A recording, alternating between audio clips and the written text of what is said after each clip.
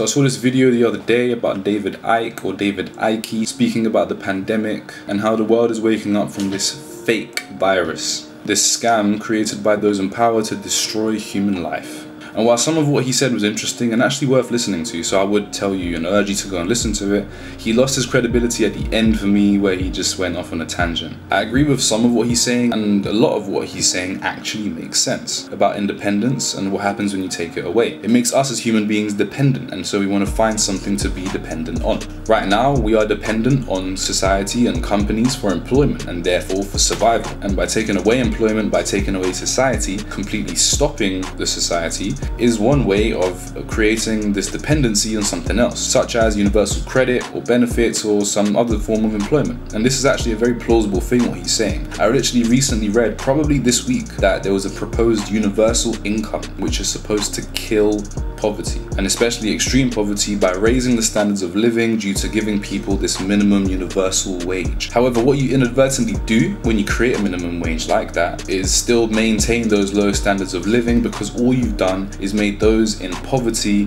have money which still is worthless and means nothing in the grand scheme of things, as everyone else's money will have to rise as the economy rises, because prices will rise. Companies will have to pay people this universal wage, and so their costs are going to be higher, and so they're going to price their items higher. Now, I'm by no means a guy that believes everything he's told by everyone. I like to do my own research, and I think that's a very important thing. Do your own research from multiple reliable and credible sources and come back with your own argument, your own opinion on certain things and situations. I don't see why the government would try and destroy society, especially those who provide most to it, by taking away our jobs and giving us this minimum wage, this minimum income that essentially just guarantees survival, and that's it. People already live paycheck to paycheck and are barely making their bills, so I don't see what this would actually solve. It would only create more problems for the government in the form of protests and strikes. If it gets to the point, all-out war. Now, I agree with not listening to everything the government tells you, because I personally wouldn't. As I said, do your own research, come back with your own opinions. And I do agree with not succumbing and acquiescing to your own slavery, as he said,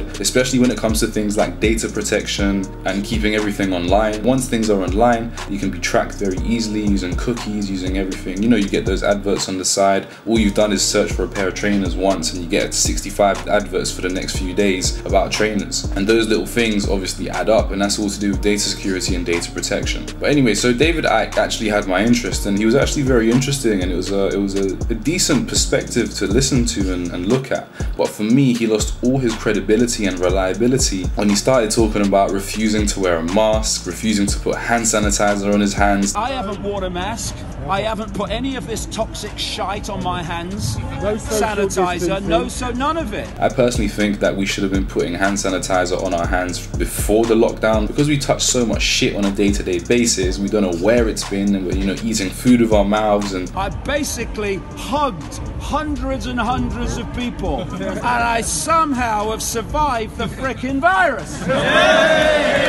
And then he talked about how he hugged hundreds of people, and that essentially puts them all at risk, which is unfair on them. It's not a fake virus. Like, the virus is very real. Is it as deadly as the government are saying it is? And I've always questioned it from the beginning. How deadly is it? So yeah, it may be exaggerated, but it's definitely not fake. But as I said, go get your own sources, read them, listen to them, watch them, form your own opinion, and let me know what you think. Until next time, take care.